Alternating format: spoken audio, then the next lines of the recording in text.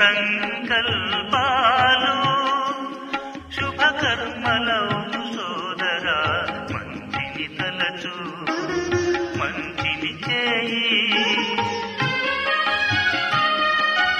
అందరి మంచిని కోరే వారికి అంతా మేలు మేలే కలుగు అందరి మంచిని కోరే వారికి అంతా మేలు మేలే కలుగు మంచిని తలచు మంచిని చేయి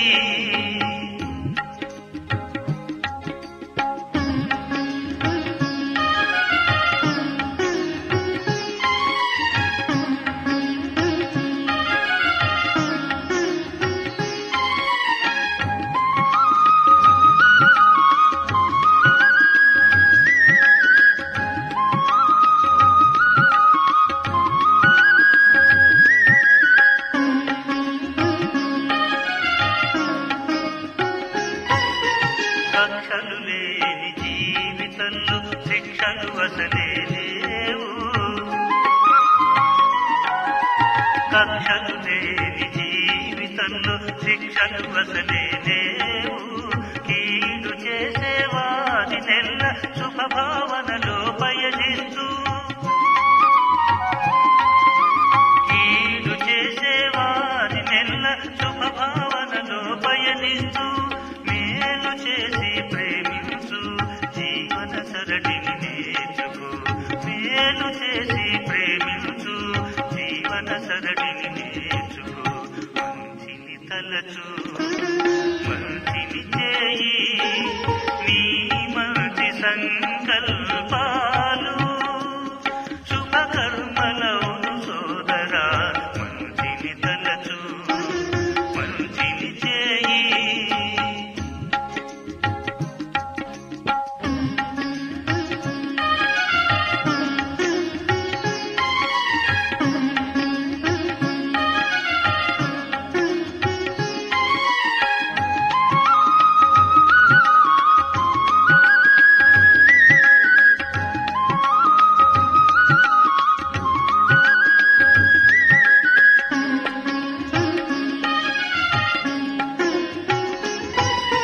చెడు దృష్టిని విడనాడు చెడు మాటలు ఎన్నడు రానీకు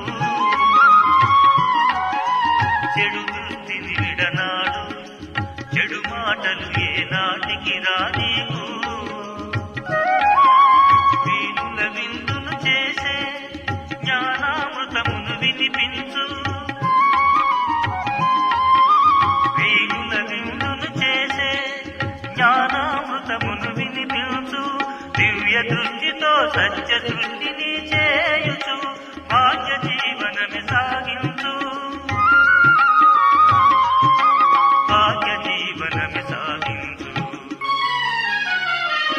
మంచిని తలచు మంచిని చేయి నీ మంచి సంకల్పాలు శుభకర్మలవును సోదరా మంచిని తలచు మంచిని చేయి అందరి మంచిని కోరే వారికి అంతా మేలు మేలే కలుగు అందరి మంచిని కోరే వారికి అంతా మేలు మేలే కలుగు మంచిని తలచు మంచిని చేయి మంచిని తలచు మంచిని చేయి.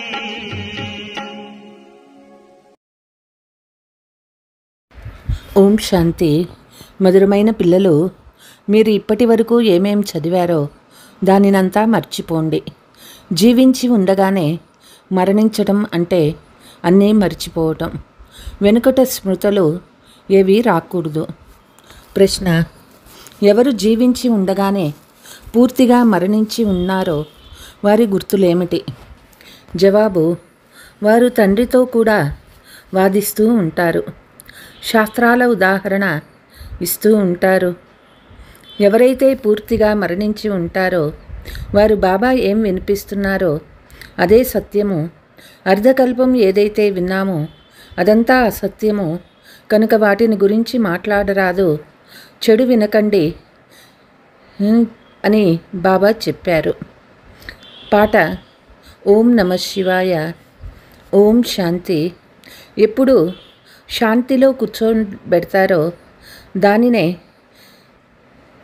నిష్ఠ అని అన్నారని తండ్రి అర్థం చేయించారు. ఈ డ్రిల్లు చేయించబడుతుంది. తండ్రి కూర్చొని ఆత్మీక పిల్లలకు అర్థం చేయిస్తున్నారు.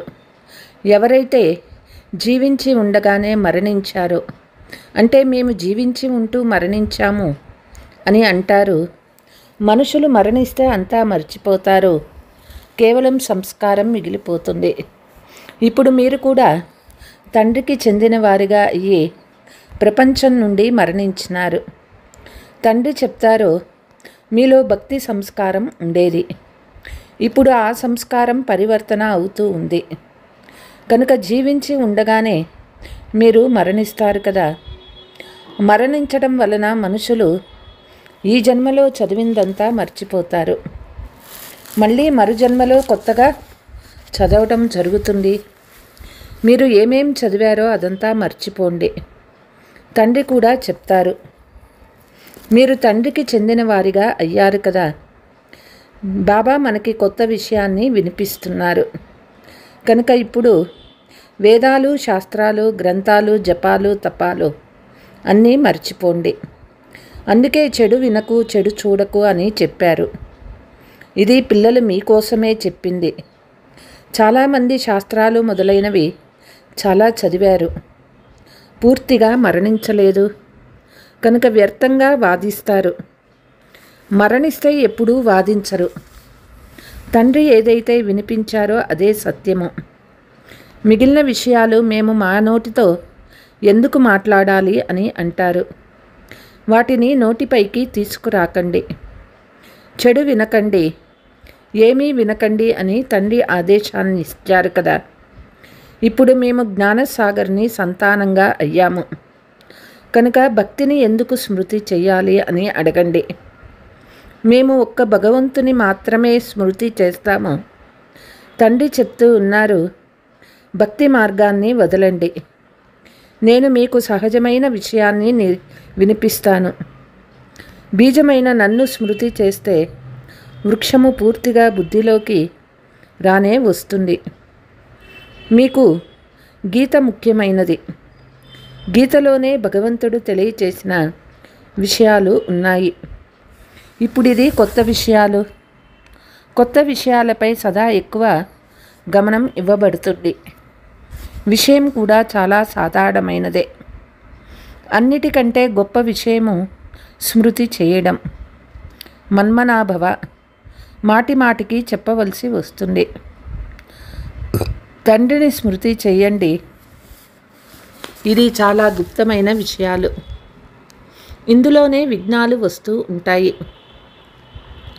పూర్తి రోజులో 2 నిమిషాలు కూడా స్మృతి చేయని పిల్లలు కూడా చాలామంది ఉన్నారు.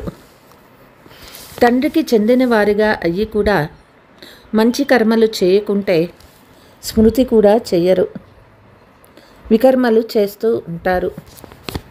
బుద్ధిలోనే కూర్చోకుంటే వారు తండ్రి ఆజ్ఞను నిరాధించరినట్లు అవుతుంది. వారు చదవలేరు, కనుక వారికి శక్తి లభించదు. దైహిక విద్య ద్వారా శక్తి లభిస్తుంది కదా. చదువు సంపాదనకు మూలము.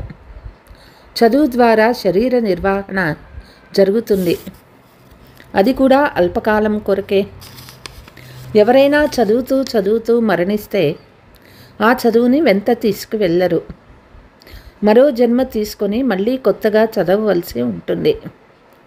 కానీ ఇక్కడ మీరు ఎంత చదువుతారో దానిని మీ జతలో వెళ్తారు. ఎందుకంటే మీరు మరో జన్మలో ప్రారబ్ధాన్ని పొందుతారు. పోతే అదంతా భక్తి మార్గము. ఏ వస్తువులు ఉన్నాయో ఎవరికీ తెలియదు. ఆత్మీక తండ్రి కూర్చొని ఆత్మలైన మనకి జ్ఞానం ఇస్తారు. ఒకేసారి తండ్రి సుప్రీం ఆత్మ వచ్చి ఆత్మలకు జ్ఞానం ఇస్తారు. దీని ద్వారా మీరు విశ్వానికి అధికారులవుతారు. భక్తి మార్గంలో స్వర్గము ఉండదు. ఇప్పుడు మీరు ప్రభువుకు చెందిన వారిగా అయ్యారు. మాయ చాలాసార్లు పిల్లలను అనాథులుగా చేసేస్తుంది. చిన్న చిన్న విషయాలలో పరస్పరం కొట్లాడుకుంటారు. తండ్రి స్మృతిలో లేనందున అనాథులుగా అయ్యారు కదా. అనాథులుగా అయితే ఏదో ఒక పాపకర్మ తప్పకుండా చేసేస్తారు. తండ్రి చెప్తూ ఉన్నారు, నా వారిగా అయ్యి నా పేరుని పాడు చెయ్యొద్దండి. పరస్పరంలో చాలా ప్రీతిగా నడుచుకోండి. ఉల్టా సుల్టా మాటలను మాట్లాడకండి. తండ్రి అలాంటి అహల్యలను, కుబ్జాలను, వికలాంగులను, కొండజాతి స్త్రీలను కూడా ఉద్ధరించవలసి ఉంటుంది. బోయ స్త్రీ ఇచ్చిన రేగి పండ్లు తిన్నారని చెప్తారు. ఆమె ఇచ్చిన పండ్లను అలాగే తినలేదు. ఎప్పుడు ఆ బోయ స్త్రీ బ్రాహ్మణిగా అవుతుందో అప్పుడు ఎందుకు తినరు? అందుకే బ్రహ్మ భోజనానికి మహిమ ఉన్నది. శివబాబా తినరు, వారు అభోక్త. కానీ ఈ రథం తింటుంది కదా. పిల్లలు, మీరు ఎవ్వరితోనూ వాదించవలసిన అవసరమే లేదు. సదా మిమ్మల్ని మీరు రక్షణ చేసుకోవాలి. శివబాబా చెప్తూ ఉన్నారు అనే 2 అక్షరాలు చెప్పండి. శివబాబాని రుద్రుడని కూడా అంటారు. రుద్ర జ్ఞాన యజ్ఞము ద్వారా వినాశజ్వాల వెలుపడింది కనుక రుద్రుడు భగవంతుడయ్యాడు కదా. కృష్ణుణ్ణి రుద్రుడని అనరు. వినాశనం కూడా కృష్ణుడు చేయించడు. తండ్రే స్థాపన, వినాశము, పాలన చేయిస్తారు. స్వయంగా ఏదీ చెయ్యరు. లేకుంటే దోషం వస్తుంది కదా. వారు చేసి చేయించేవారు. తండ్రి చెప్తారు, వినాశనం చేయమని నేనేమీ చెప్పను. ఇదంతా డ్రామాలో రచించబడి ఉన్నది. శంకరుడు ఏమైనా చేస్తాడా? ఏమీ చెయ్యడు. శంకరుని ద్వారా వినాశనం అనే గాయనం ఉన్నది. కానీ వినాశనం వారు తమకు తామే చేసుకుంటారు. ఇది అనాదిగా తయారైన డ్రామా. దానిని గురించి అర్థం చేయించబడుతుంది. రచయిత అయిన తండ్రిని అందరూ మర్చిపోయారు. గాడ్ ఫాదర్ రచయిత అని అంటారు. కానీ వారు ఎవరూ తెలియదు. వారు ప్రపంచాన్ని సృష్టిస్తారనుకుంటారు. తండ్రి చెప్తారు, నేను సృష్టించను, కానీ పరివర్తన చేస్తాను.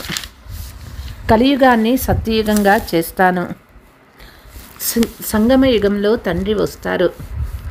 దానిని సర్వశ్రేష్ఠ పురుషోత్తమ యుగమని మహిమ చేస్తారు. భగవంతుడు కళ్యాణకారి. అందరి కళ్యాణం చేస్తారు. కానీ ఎలా చేస్తారు, ఏ కళ్యాణం చేస్తారో ఎవరికీ తెలియదు. ఇంగ్లీష్లో లిబరేటర్, గైడ్ అని అంటారు. కానీ దాని అర్థం తెలియదు.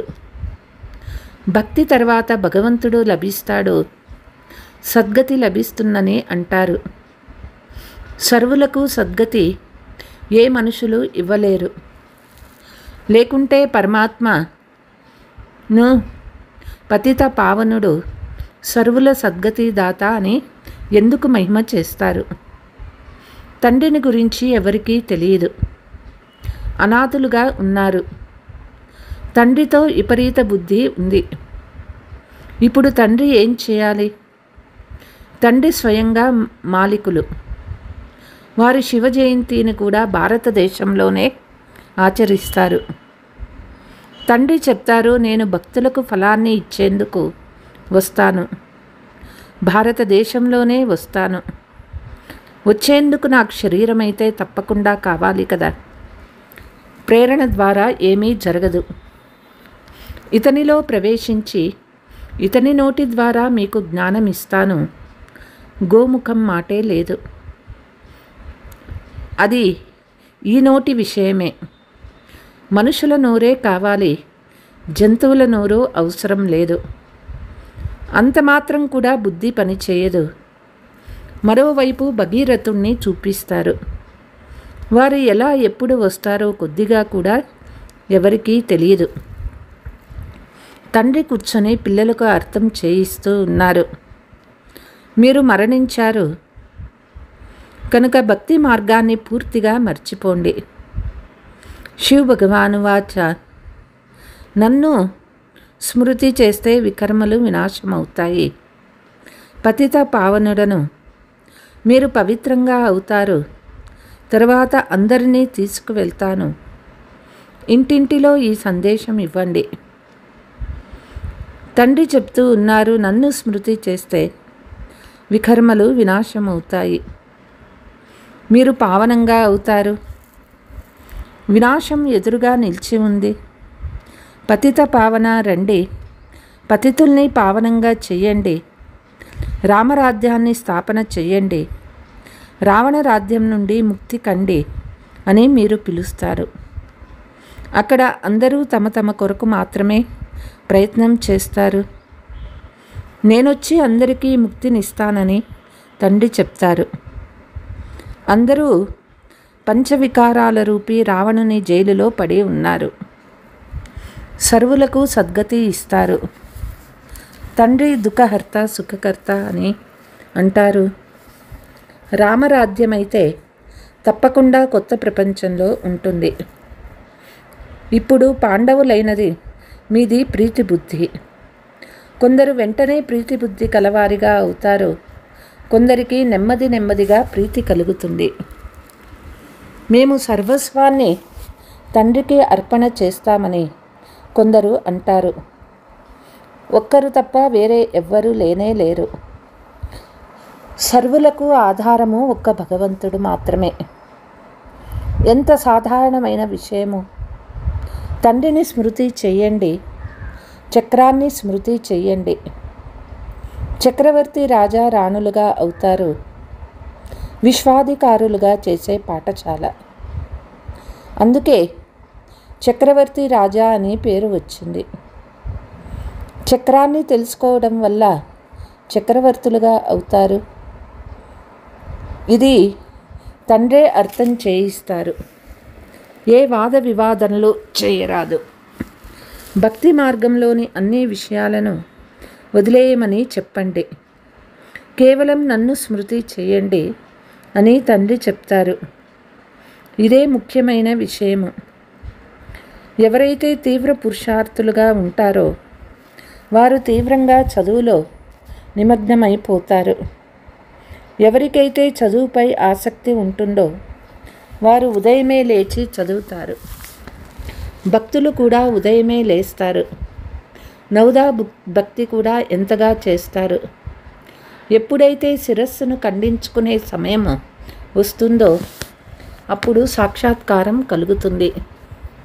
ఇక్కడ తండ్రి చెప్తారు, ఈ సాక్షాత్కారం కూడా నష్టం కలిగించేదే. సాక్షాత్కారంలోకి వెళ్ళడం వలన చదువు యోగము రెండూ ఆగిపోతాయి. సమయం వ్యర్థమవుతుంది. కనుక ధ్యానము మొదలైన వాటిలో ఆసక్తి ఉండరాదు. ఇది కూడా పెద్ద జబ్బు. దీని ద్వారా మాయ ప్రవేశిస్తుంది. ఎలా యుద్ధ సమయంలో వార్తలు వినిపించినప్పుడు మధ్యలో అవి ఎవరూ వినకుండా ఉండేందుకు ఏదైనా పాడు చేస్తారో అలా మాయ కూడా చాలామందికి విఘ్నాలు కలిగిస్తుంది. తండ్రి స్మృతి చెయ్యనీయదు. వీరి భాగ్యంలో విఘ్నం ఉందని అర్థం చేసుకోవచ్చు. మాయ ప్రవేశించలేదు కదా, గమనించుకోవాలి. నియమ విరుద్ధంగా ఎవరైనా మాట్లాడితే తక్షణం బాబా కిందకి దించేస్తారు. మాకు కేవలం సాక్షాత్కారం జరిగితే మేము ఇంత ధనం సంపాదన మీకు ఇస్తామని చాలామంది అంటారు. బాబా అంటారు, మీది మీ వద్దనే ఉంచుకోండి. భగవంతునికి మీ ధనమే అవసరమేముంది? ఈ పాత ప్రపంచంలో ఏమేమి ఉందో అదంతా భస్మమైపోతుందని తండ్రికి తెలుసు. బాబా ఏం చూసుకుంటారు? బాబా వద్ద ఒక్కొక్క నీటి బొట్టు చేరువైపోతుంది. తండ్రి ఆదేశానుసారం నడవండి. హాస్పిటల్ కమ్ యూనివర్సిటీని తెరవండి. అక్కడికి ఎవరైనా వచ్చి విశ్వాధికారులుగా కావచ్చు. 3 అడుగుల భూమిపై కూర్చొని మీరు మనుషులను నరుడి నుండి నారాయణుడిగా చేయాలి. కానీ 3 అడుగుల భూమి కూడా లభించదు. తండ్రి చెప్తారు, నేను మీకు సర్వ వేద శాస్త్రాల సారాన్ని తెలియచేస్తాను. ఈ శాస్త్రాలన్నీ భక్తి మార్గంలోనివి. బాబా ఏమీ నిందించడం లేదు. ఇది తయారైన డ్రామా. ఇది కేవలం అర్థం చేయించేందుకే చెప్పబడింది. అయినా ఇది ఆటనే కదా. ఆటను మనం నిందించలేము. జ్ఞాన సూర్యుడు, జ్ఞాన చంద్రుడు అని మనం అంటాము.